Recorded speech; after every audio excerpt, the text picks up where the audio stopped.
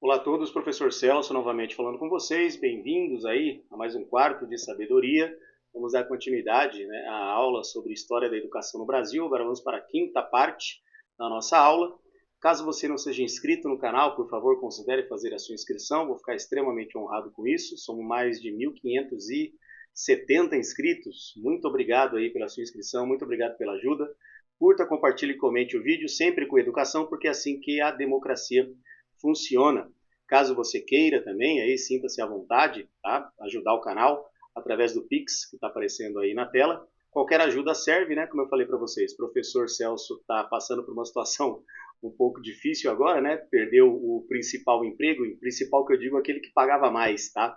Me sobraram 2 empregos que o salário é um pouco menor, então as contas, infelizmente, elas não pensam nisso, elas simplesmente vão chegando. E como isso aqui que eu estou fazendo é um trabalho, se você quiser honrar o meu trabalho, por favor, considere aí fazer uma doação pelo Pix. Caso não queira, tudo bem também, não tem problema nenhum. O importante é que você compartilhe o vídeo, curta e comente, tá?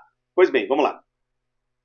Nós falamos sobre educação na Era Vargas, né, na parte 4, e agora a gente vai para depois da Era Vargas, tá bom? Então a gente vai falar mais ou menos entre 1946 até 1964, que vai ser conhecido como período de República Democrática que vai acontecer no Brasil, né? 46 inicia-se com o governo do Eurico Gaspar Dutra e em 64 encerra-se ali o período de República Democrática no governo do João Goulart, quando acontece então o golpe de Estado que vai dar origem à ditadura militar. Então qual é o contexto, né? Vamos lá. Em 46, de 46 a 50, Eurico Gaspar Dutra ele vai ser o presidente do Brasil. Eu estou olhando do lado da colinha, tá? Eu sempre ponho uma colinha para ficar mais fácil. Vai ser criada uma nova Constituição, né? A censura vai acabar também a pena de morte, os estados voltam a ter autonomia, tá bom? Municípios também, e passa a ter eleição direta para presidente, deputados e senadores. Infelizmente vai haver um aumento da inflação, porque o governo vai gastar muita grana, tá? Tentando ali se adequar aos desejos dos Estados Unidos, então será um governo voltado ao apoio aos Estados Unidos, tá? Vai haver um rompimento com a União Soviética, tanto assim, esse rompimento vai ser por conta da proibição do Partido Comunista, tá bom?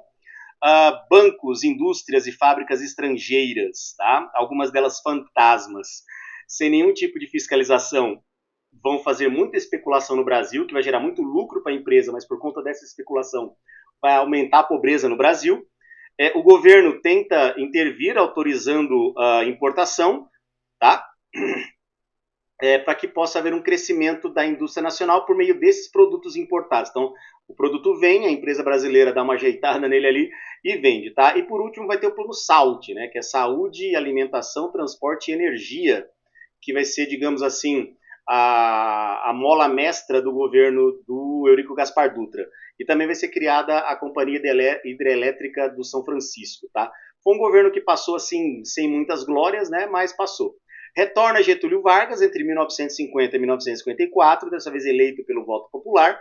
Ele vai fundar o Banco Nacional de Desenvolvimento Econômico e junto com esse banco o Plano Laffer, de reaparelhamento econômico para depender menos dos Estados Unidos, tá? Vai haver um investimento na indústria de base, isso é muito importante. Vai ser criado o Banco do Nordeste do Brasil, o Instituto Brasileiro do Café e também a Carteira de Comércio Exterior. Então agora o Brasil passa, digamos assim, a ter as relações de comércio exterior agora de uma forma mais organizada, tá bom? Vai ser criada também a Petrobras, né, naquela ideia do petróleo é nosso. Depois vai haver uma limitação da remessa de lucros, coisa que não havia no governo do Dutra. As empresas lucravam, as empresas estrangeiras lucravam demais no Brasil e todo o lucro ia embora. Dessa vez, Getúlio, então, vai impedir que isso aconteça, tá? Vai haver um aumento de 100% do salário mínimo, né? O ministro do Trabalho do Getúlio vai ser o João Goulart. Isso vai ser muito bom para o trabalhador, mas vai ser muito ruim para as indústrias, tá? Então, nesse caso, os militares não vão ficar felizes, os empresários não vão ficar felizes. Vai acontecer o atentado contra Carlos Lacerda, que era um adversário político de Getúlio, tá? E esse atentado vai ser causado por um segurança do Getúlio. Infelizmente, a culpa, né, de tudo que aconteceu vai cair sobre o Getúlio Vargas e ele, sem nenhum apoio de lado nenhum, ele acaba então cometendo suicídio e acaba o governo dele em 1954. Tá? O vice assume a presidência, o Café Filho, e tem apenas uma breve passagem. Depois nós vamos ter o governo do Juscelino Kubitschek, de 56 até 1961, com o famoso plano de metas, né, os 50 anos em 5, uma ideia de fazer o Brasil melhorar muito rápido, num pouco espaço de tempo. Nesse momento, o capital estrangeiro que vai entrar num volume muito grande, vai ser muita grana de capital estrangeiro, multinacionais virão para cá, como Volkswagen, Ford, GM, todas elas ali na região do ABC Paulista, tá bom? Então aquela região vai crescer bastante nesse sentido, tá? E óbvio, essas empresas não pagarão impostos, que vai facilitar bastante. O Brasil, ele vai acabar ficando muito dependente política e economicamente justamente por conta dessas questões do capital estrangeiro chegando. Então tudo aquilo que o Getúlio tentou fazer, né, de não depender dos Estados Unidos, vai acabar acontecendo no governo do Juscelino Kubitschek. Oferta de emprego na região sudeste vai fazer com que haja um êxodo nordestino para a região sudeste. Vai haver o Brasil fazer muitos empréstimos, tá? E o maior empréstimo vai ser com o FMI de 47 milhões de dólares, e esse vai ser um grande problema do Brasil, que vai ser a dívida externa. Começa no governo Dutra e vai se arrastar até, se não me falha a memória, o segundo governo do Luiz Inácio Lula da Silva, né? Enquanto o Brasil pagava somente os juros da dívida, a dívida permanecia. Vai ser criada a Companhia de Furnas, vai ser criada a Superintendência do Desenvolvimento do Nordeste e também a construção da nova capital, Brasília, em 1961, inaugurada no dia 21 de abril, tá, desse ano, que eu falei para vocês. Vai haver um pouco de investimento na agricultura, serão muitos empréstimos e os lucros estrangeiros vão todos para o exterior, o que vai gerar uma crise econômica e, por conta dessa crise, um candidato da oposição finalmente chega ao poder, que foi o Jânio Quadros. Jânio Quadros, ele é presidente somente no ano de 1961, tá? Ele vai renunciar 8 meses depois. Então ele vai ter uma política neutra e independente, porém ele vai se aproximar de Cuba e da União Soviética, o que vai deixar o pessoal ali meio preocupado, né? Tanto é que ele vai dar a medalha da Ordem do Mérito do Cruzeiro do Sul para um revolucionário cubano, o Che Guevara, tá? Em 61 ele renuncia, como eu falei, o vice dele, João Goulart, assume a presidência, porém ele assume com menos poderes, porque de setembro de 61 até janeiro de 63, o que vai prevalecer é o regime parlamentarista, onde nós teríamos um primeiro-ministro, que seria o chefe de governo, enquanto que o presidente João Goulart seria apenas o chefe de Estado. Em 63, após um plebiscito e a escolha do povo na volta do regime presidencialista, João Goulart então assume com plenos poderes como chefe de Estado e chefe de governo. Então ele inicia as chamadas reformas de base, com aproximação com movimentos sindicais, ele vai versar muito sobre a questão da reforma agrária, ele vai retomar a lei de remessas de lucros para que os lucros das empresas estrangeiras não desapareçam, tá bom? Ele vai criar também a Superintendência Nacional do Abastecimento, né, a SUNAB, que servia durante um bom tempo para que as pessoas pudessem ali fazer suas denúncias com relação ao abastecimento dos mercados e por aí vai, tá? O governo do João Goulart vai ser um governo de esquerda, digamos assim, então muitos setores da política não vão gostar, muitos setores do empresariado não vão gostar, e os Estados Unidos também não vão gostar. Então, Estados Unidos, burguesia e Igreja Católica estariam todos contra João Goulart, até que em 31 de março de 1964 acontece o golpe de Estado, que tira João Goulart do poder e se inicia um processo que serão 5 presidentes, todos generais do Exército, tomando conta do Brasil, que vai ser conhecido como ditadura civil-militar ou regime militar. Beleza? Então tá aí o resumo histórico para vocês desse período. Mas e a educação? Como que ela ficou? Pois bem, em 1946, tá, teremos na nova Constituição a LDB, a Lei de Diretrizes e Bases, ela seria então uma responsabilidade da União. E nós teríamos então o ensino primário obrigatório. O nível médio seria dual, seria dividido em 2 partes. Teria o acadêmico, tá, e o técnico. Seria o conhecimento empírico em detrimento do aprendizado científico. Então tem esse problema aí também, tá? As escolas particulares começarão a aparecer, principalmente escolas confessionais católicas, tá? Em 1951 vai ser criado o Conselho Nacional de Pesquisa e a Campanha Nacional de Aperfeiçoamento de Nível Superior. Então vai ser a CNP e o CAPES. O CAPES ele existe até hoje, então o pessoal que quiser fazer pesquisa, quiser ali fazer um trabalho de mestrado, doutorado, quiser ali um incentivo do CAPES, não, um financiamento do CAPES, se a pesquisa estiver de acordo com o que a universidade quer, então ele entra com a pesquisa, ele recebe uma bolsa e ao término ali ele mostra os resultados, tá bom? Em 1954 vai ser criada a campanha de aperfeiçoamento do ensino secundário, né, o CADES, que também vai envolver ali questões relacionadas agora não ao ensino superior, mas aquele passo antes do ensino superior, tá bom? E vai ser criado o Centro Brasileiro de Pesquisas Educacionais, tá? Isso ainda no governo do Juscelino Kubitschek, tá? Então, serão muitas instituições pedagógicas, porém não haverá um estudo para melhorar a qualidade do ensino. Eles criarão vários institutos que vão pensar, digamos assim, na educação, porém, serão poucos esses institutos que vão realmente pensar em programas para melhoria da qualidade de ensino. Tranquilo? Isso vai ser meio complicado nesse contexto aí. Até porque tem que pensar no seguinte, nós estamos falando num período também de Guerra Fria. Então, as pesquisas, elas de certa forma teriam um olhar meio diferenciado com relação ao fim dessa pesquisa, o porquê dessa pesquisa, o porquê que o aluno estaria fazendo tais coisas, tá bom? Infelizmente, a educação no Brasil ainda será seletiva e excludente, justamente por conta daquela divisão, né? Tanto do acadêmico e do técnico.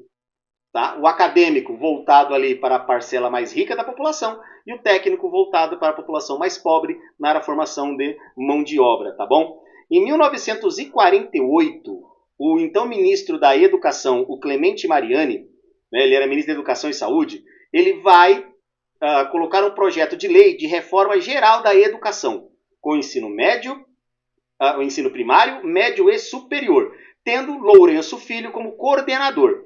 Porém, esse projeto ficou 13 anos no Congresso Nacional. Nenhum deputado se mexeu para fazer esse negócio funcionar. Tá? Infelizmente, isso é uma realidade. Quando alguns assuntos não interessam ao Congresso, eles não são votados. E nesse caso aqui que a gente está vendo, a educação não estava na pauta do Congresso, tá bom? Foi aprovado somente em 1961, tá? E quais foram os debates, digamos assim? Desculpa. Quais foram os debates, digamos assim? Vamos lá. Os adeptos da escola nova, que acreditavam na descentralização da educação, ou seja, que cada região tivesse uma autonomia para fazer tudo isso, tá? E a Igreja Católica eram a favor, porque eles não aceitariam as imposições do governo federal no que diz respeito à educação. Já a favor da centralização, porque havia o risco de descontrole caso houvesse uma variação enorme ali de modelos educacionais, estava, né, o pessoal ali do Estado querendo que o Estado laico também fosse laico e a educação gratuita, né, o ensino laico e gratuito. Tranquilo? Pois bem, em 1957, o então deputado Carlos Lacerda, ele vai colocar um substitutivo do projeto, dando direito da pessoa escolher qual tipo de escola ela ia querer frequentar. Essa liberdade que foi dada, ela foi disfarçada, tá? Porque é uma liberdade disfarçada de favorecimento das escolas particulares. Por quê? As escolas particulares, elas começariam a se utilizar do dinheiro público para poder funcionar. Então, olha só que estranho. É uma empresa particular funcionando com o dinheiro do povo. Vai entender. Mas, enfim, né? Política, tá bom? Então, em 1961, a Lei de Diretrizes e Bases da Educação, ela vai fazer com que isso, de certa forma, funcione, porque ela vai, infelizmente, ela vai prevalecer, ela vai privilegiar as escolas particulares, tá? A Lei de Diretrizes e Bases, por quê? Ela vai omitir o dever do Estado de disponibilizar o ensino gratuito. O ensino gratuito está previsto na Constituição de 46, ele estava previsto na Constituição de 46, tá? A obrigatoriedade do ensino, tá? Porém, a Lei de Diretrizes e Bases não indica isso. O que dá a entender que as escolas particulares poderiam fazer o seu trabalho livremente nesse sentido e ainda cobrariam por esses serviços. Tudo bem? Então percebam que é uma dificuldade nesse sentido. Tá? Como seria então a equivalência? Né? O ensino médio seria equivalente ao secundário e ao técnico. No horizontal haveria uma mobilidade entre os cursos. Então o cara podia do secundário para o técnico e tudo mais. Já o acesso vertical seria acesso ao ensino superior. O cara está no secundário, no técnico, e ele pode acessar o ensino superior, beleza? Haveria também disciplinas obrigatórias, que essas seriam a União que daria, tá? Aquelas, por exemplo, é obrigatório ter língua portuguesa, matemática, história e geografia. Então essas são as obrigatórias. E os estados poderiam colocar disciplinas optativas. Sei lá, o cara pode escolher... pensar numa coisa bem boba aqui. Geografia espacial, por exemplo, tá? É só um exemplo bobo. É muito parecido com o que seria o itinerário. Seriam cursos extras, que seriam disciplinas optativas, que o aluno faria se ele quisesse, tá bom? Ainda que estava na lei de diretrizes e bases, a pré-escola ela ainda não era obrigatória, tá? Hoje, muitas famílias dependem da pré-escola justamente porque os pais e mães precisam trabalhar e tem que deixar a criança em algum lugar, e seria melhor colocar-se no lugar onde a criança estivesse aprendendo alguma coisa, tá bom? Depois, essa lei determinava também melhorias na qualidade do ensino primário, qualificação para professores e o aumento de escolas normais. A educação no Brasil, por mais que tivessem essas ideias, ela ainda estava atendendo aos interesses internacionais, como eu citei há pouco tempo atrás. Por quê? Não havia nenhum tipo de formação científica. E se tivesse, seria com muitas, como é que eu posso dizer? Muitas reticências do que deveria ser realmente o ensino científico aí nesse caso, tá? A lei, as pessoas buscavam seus direitos. Isso incomodava a classe dirigente. Então, a lei estava lá. O pai do aluno ou o próprio aluno falou, eu quero que a lei seja cumprida do jeito que está a lei. Isso vai causar muito problema. Em 1960, na década de 1960, então, vai ser criado um projeto de alfabetização de adultos. E aí a classe dominante ficou incomodada novamente. Vai ser criado o Centro Popular de Cultura, o Movimento de Cultura Popular, lá no Recife, o Movimento de Educação de Base, no caso da Igreja Católica, da CNBB, e em 1962, o professor Paulo Freire inicia um projeto de alfabetização de adultos em 40 horas. Traduzindo, seriam 40 dias, 1 hora de aula por dia, para poder alfabetizar adultos. No primeiro projeto, foram 400 alunos e todos eles conseguiram ser alfabetizados nesse período de 40 dias, ou seja, 1 hora de aula por dia, tá? Tanto é que o presidente João Goulart ficou muito interessado no projeto e colocaria esse projeto para funcionar em todo o Brasil, mas infelizmente foi impedido por conta do golpe militar de 64, tá bom? Nesse contexto, tá? Quando nós temos uma educação, um projeto de educação, como foi a do professor Paulo Freire, nós temos uma educação agora preocupada com as demandas do povo brasileiro, e não mais modelos internacionais que eram colocados aqui e nós tínhamos que reproduzi-los, tá bom? Vai ser criada o movimento de educação popular para tentar romper com a proposta elitista da lei de diretrizes e bases que prevalecia naquela época. Tudo bem? Tranquilo nessa parte? Percebam que a educação, ela aos poucos, ela começa a tentar, digamos assim, ela respira por aparelhos, mas ainda assim sofre com vislumbres elitistas que tentam fazer com que a educação de elite seja algo diferente da educação que é voltada para a mão de obra barata. Então agora, percebendo as demandas da população, a educação passa então a se preocupar com o crescimento do Brasil propriamente dito, tá bom? E a gente vai continuar depois ali na nossa parte 6, tá bom? Eu espero que você tenha aí gostado dessa aula. Se você tiver qualquer dúvida, por favor, fique à vontade no campo de comentários, sempre com educação, porque é assim que a democracia funciona. Caso você queira, por favor, nos ajude aí através do Pix, vai ser muito bom essa ajuda, eu vou agradecer bastante. Como eu falei, eu estou precisando aí acertar muitas coisas, e isso aqui que eu estou fazendo é o meu trabalho. E caso você queira honrar o meu trabalho, caso você tenha gostado do meu trabalho, por favor, considere aí fazer a sua doação, ajudar a gente aí, tá bom? Caso não dê, tudo bem, não tem problema, o importante é que você curta, compartilhe e comente. A gente se vê numa próxima, 20 minutos agora. Até mais, galera, tudo de bom para vocês.